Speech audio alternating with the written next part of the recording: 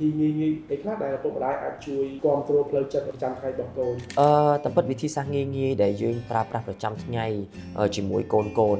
ជាពិសេសគឺសារនេះគឺទៅឪពុកម្ដាយច្រើនជាងថាតើគាត់ជួយទៅលើកូនគាត់បែបណាដើម្បីកុំឲ្យកូនគាត់ធ្លាក់ចូលទៅក្នុងជំងឺធ្លាក់ទឹកចិត្តឬក៏ការធ្វើអត្តឃាតជាដើមសំខាន់បំផុតគឺខ្ញុំលើកទឹកចិត្តឪពុកម្ដាយនិយាយអំពីសុខភាពផ្លូវចិត្តជាមួយនឹងកូនតែកាលណានិយាយអំពីសុខភាពផ្លូវចិត្តគឺមានន័យថាយើងដាក់អត្ថប្រយោជន៍ទៅលើសុខភាពផ្លូវចិត្តយើងផ្ដល់តម្លៃទៅលើសុខភាពផ្លូវចិត្តណាអញ្ចឹងយើងសួរនាំកូនយើងពីអារម្មណ៍ពីការកើតពីសម្ពាធជីវិតពីអីដែលគាត់មានហ្នឹងហើយយើងមិនមែននិយាយអំពីសុខភាពផ្លូវចិត្តគឺយើងយកវិធីសាស្ត្រថែរក្សាសុខភាពផ្លូវចិត្តល្អឬក៏ឲ្យគាត់ឆាប់ចូលគេងបដៅឲ្យគាត់ខំរៀនអីអញ្ចឹងទៅមានន័យថាការពីផ្លូវចិត្តឬក៏ការថែទាំផ្លូវចិត្តមិនមែនទេមានន័យថាយើងត្រូវតែប្រើការចិត្តសន្តោសឬការយល់ចិត្តណាកូនមិនអីតើកូនមួយរយៈហ្នឹងមានអារម្មណ៍ផ្លូវចិត្តបែបណាមានសម្ពាធអីអត់មានពិបាកចិត្តរឿងអីតើការងាររៀនសូត្រឬក៏ការងារកូនរាល់ថ្ងៃមិនដែរតើកូនមានកម្រងមិនខ្លះហើយនៅពេលដែលគាត់និយាយអំពីទុកលំបាកទាំងឡាយមកគឺយើងកុំទាន់វិនិច្ឆ័យជាទូទៅឪពុកម្ដាយពេលដែលកូនគាត់បើកចិត្តនិយាយហើយតែគាត់បែរជាកាត់ឧបមាថា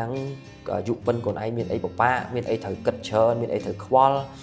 ហើយរឿងដែលគាត់និយាយមកគឺកុំខ្វល់ច្រើនពេក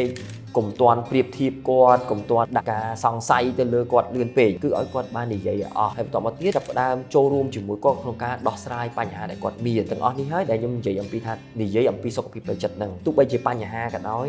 ឬក៏មិនជាបញ្ហាក៏ដោយ